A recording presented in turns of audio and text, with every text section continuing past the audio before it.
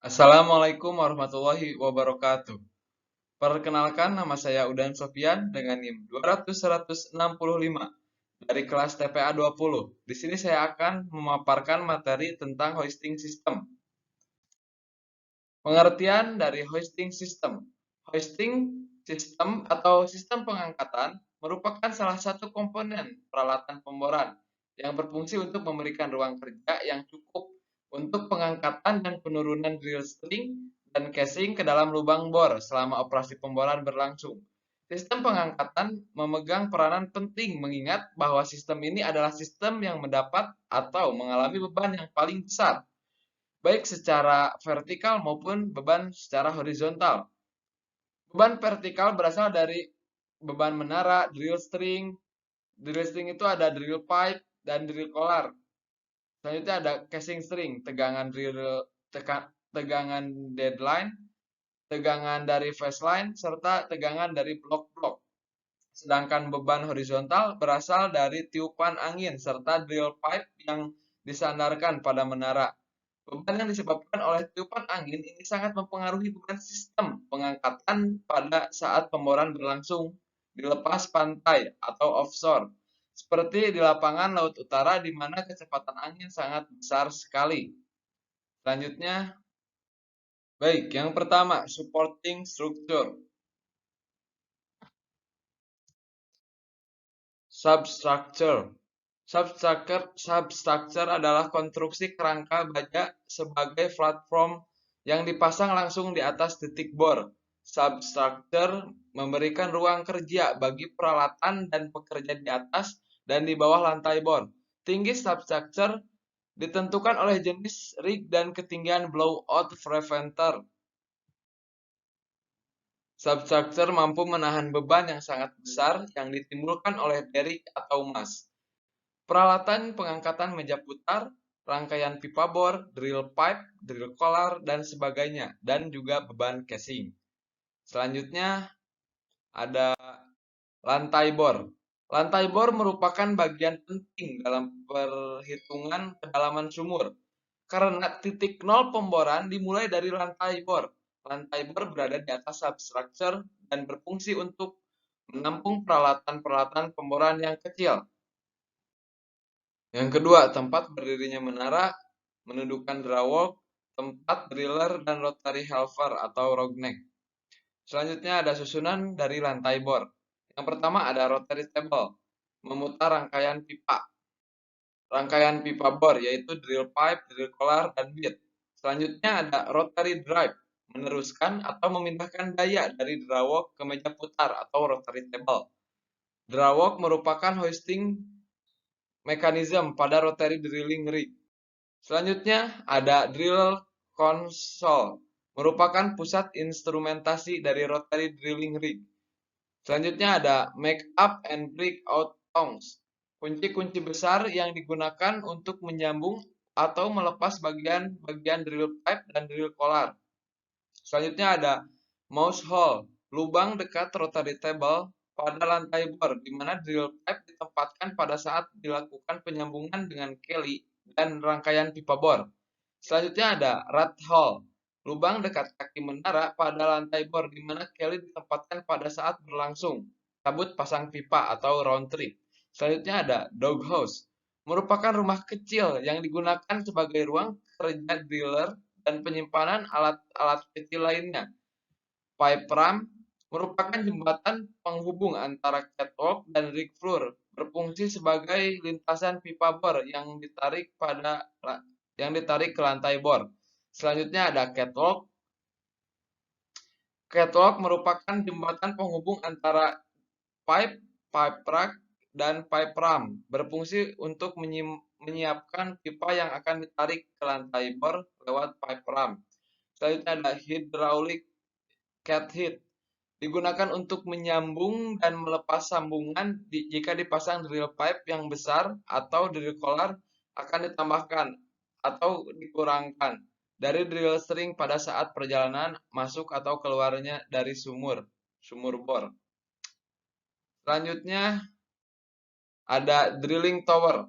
Fungsi utama menara pemboran adalah untuk mendapatkan ruang vertikal yang cukup untuk menaikkan dan menurunkan rangkaian pipa bor dan casing ke dalam lubang bor selama operasi pemboran berlangsung. Oleh karena itu, tinggi dan kekuatannya harus disesuaikan dengan keperluan pemboran. Menara ini jika dilihat dari keempat sisinya akan memiliki konstruksi yang berbeda-beda. Sisi di mana drawok berada selalu berlawanan dengan pipe ram maupun pipe rack. LC Moore, Idaho World Fight National Caldwell mengemukakan bahwa ada dua tipe menara. Yang pertama adalah tipe standar derrick dan berikutnya adalah tipe portable, yaitu mast.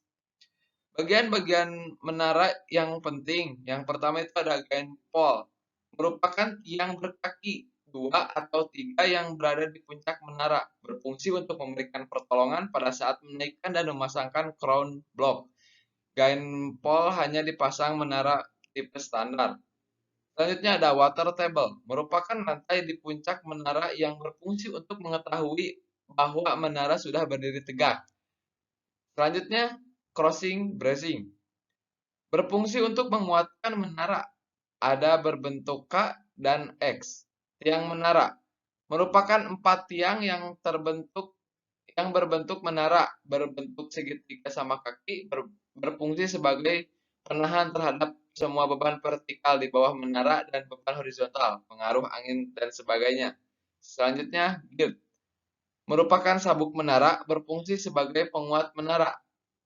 Lalu ada monkey board, tempat kerja bagi para derrickman pada waktu cabut dan menurunkan rangkaian pipa bor, serta tempat menyadarkan bagian rangkaian pipa bor yang kebetulan sedang tidak digunakan pada saat dilakukan cabut pipa. Monkey board terletak di tengah-tengah ketinggian menara pemboran. Kru yang bekerja di monkey board disebut monkey man. Selanjutnya ada derrick dan mast. Menara tipe standar derrick, jenis menara ini tidak dapat didirikan dalam satu unit, tetapi sistem pendiriannya disambung satu persatu bagian-bagian. Demikian jika dipindah harus melepas dan memasang bagian-bagian tersebut, kecuali untuk jarak tidak terlalu jauh dapat digeserkan. Menara jenis ini banyak digunakan untuk pemboran dalam, di mana membutuhkan lantai yang luas untuk tempat pipa. Pemboran di tengah-tengah kota, daerah pegunungan, dan pemboran di lepas pantai, di mana tidak tersedia cukup ruang untuk mendirikan satu unit penuh. Yang kedua yaitu menara portable atau mast. Jenis menara ini posisi berdirinya dapat vertikal atau hampir vertikal. Terdiri dari bagian yang dikaitkan satu sama lain dengan las atau skrup. Biasanya terdiri dari 2 tingkat. Tipe menara ini dapat didirikan sebagai unit menara penuh. Menara ditahan untuk telescoping dan diperkuat oleh tali-tali yang ditambahkan secara tersebar. Tipe menara ini jika dibandingkan dengan menara standar mempunyai kelebihan karena lebih murah, mudah, dan cepat untuk mendirikannya serta biaya transportnya murah. Tetapi penggunaannya terbatas pada pemboran yang dangkal. Next.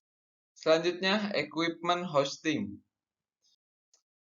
Baik, yang pertama ada drawok, merupakan otak dari suatu unit pemboran. Karena melalui drawok, ini seorang driller dapat melakukan dan mengatur operasi pemboran. Sebenarnya drawok merupakan suatu sistem transmisi yang kompleks. Sebagai gambaran adalah seperti sistem transmisi pada mobil gearbox. Drawok akan berputar bila dihubungkan dengan prime mover atau mesin penggerak. Drawok terletak di belakang derrick atau juga berada di dekat meja putar. Konstruksi drawok tergantung dari beban yang harus dilayani. Biasanya didesain dengan horsepower atau HP dan kedalaman pemboran, di mana kedalaman di sini harus disesuaikan dengan ukuran drill pipe-nya. Fungsi utama dari drawok adalah untuk yang pertama, meneruskan tenaga dari prime mover power system ke rangkaian pipa bor selama operasi pemboran berlangsung. meneruskan tenaga dari prime mover ke rotary drive, meneruskan tenaga dari prime mover ke headless untuk menyambung dan melepas bagian rangkaian pipa bor. Komponen utama dari drawwork ini adalah yang pertama, revolving drum, merupakan suatu drum untuk menggulung kabel bor, drilling line. Yang kedua, braking system, terdiri dari rem mekanis utama dan rem pembantu hidrolis atau listrik, berfungsi untuk memperlambat atau menghubungkan gerakan kabel bor. Selanjutnya, rotary drive, berfungsi untuk meneruskan tenaga dari drawwork ke meja putar. Selanjutnya, headless, berfungsi untuk mengangkat atau menarik beban-beban ringan pada rig floor dan juga berfungsi untuk menyambung dan melepas sambungan pipa bor. Next. Baik, selanjutnya ada overhead tools. Yang pertama itu ada crown block, merupakan kumpulan roda yang ditempatkan pada puncak menara sebagai blok yang diam. Crown block berfungsi untuk melilitkan tali-tali pemboran dan sebagai katrol untuk membuat sistem pengangkat dapat bekerja. Crown block merupakan berupa katrol-katrol pada puncak menara yang dihubungkan pada traveling block dengan menggunakan drilling line untuk meringankan beban pengangkatan berbagai peralatan pemboran. Traveling block merupakan susunan pul-pul di mana tali baja dililitkan. Hal ini memungkinkan traveling block berjalan naik turun di bawah crown block dan di atas rig floor. Yang kedua ini ada traveling block, merupakan kumpulan roda yang digantung di bawah crown block di atas lantai bor yang berfungsi sebagai blok yang bergerak naik turun untuk mengangkat hook block. Dan yang terakhir itu ada hook, berfungsi untuk menggantungkan swivel dan rangkaian pipa bor selama operasi pemboran berlangsung. Hook terletak di bawah traveling block. Dan selanjutnya ada overhead tools. Ada elevator, merupakan rem penjepit yang ditempatkan atau digantungkan pada salah satu sisi traveling block atau hook dengan elevator links. Elevator berfungsi untuk menjepit atau memegang drill pipe dan drill collar bagian demi bagian sehingga dapat dimasukkan atau dikeluarkan ke dalam lubang bor atau dari lubang bor. Next, ada drilling line. Tali kawat baja berkekuatan tinggi yang menjadi penghubung dari drawwork, crown block, dan traveling block untuk menarik peralatan overhead lainnya di dalam tugasnya menurunkan, menarik dan menggantungkan rangkaian pipa bor dan lain-lain. Next. Baik, selanjutnya ada rigging up and down. Untuk menginstalasi rig pemboran migas harus dilakukan dengan cara paling aman dan paling efisien. Terdapat beberapa hal yang harus diperhatikan untuk melakukan rigging up and down. Yang pertama, saat menentukan arah pemasangan rig, arah angin yang berlaku harus dipertimbangkan sehingga struktur dan mesin dapat diatur sedemikian rupa sehingga knalpot mesin terbawa dari lantai rig. Periksa semua peralatan yang akan digunakan dalam operasi rig up, terutama periksa semua peralatan rigging, garis pengangkat, sling, rantai, kait, dan kabel sebelum digunakan. Jika peralatan tanpa aus atau kompang kamping, beritahu juru bor atau tool pusher atau pendorong truk. Pegangan tangan di sekitar lantai rig harus dipasang terlebih dahulu dan diturunkan terakhir saat memasang atau menurunkan lantai rig. Tangga harus ditempatkan sesegera mungkin dan diturunkan selamat mungkin. Setelah ditempatkan, tangga harus diamankan dan dari gerakan. Waspada pergerakan truk dan peralatan lain di sekitar lokasi rig. Semua personel harus diinstruksikan untuk waspada terhadap area visual pengemudi sehingga mereka tidak berjalan ke titik buta saat truk bergerak. Pastikan jalan setapak bebas dari selip dan benda lain yang dapat menyebabkan terpleset atau jatuh.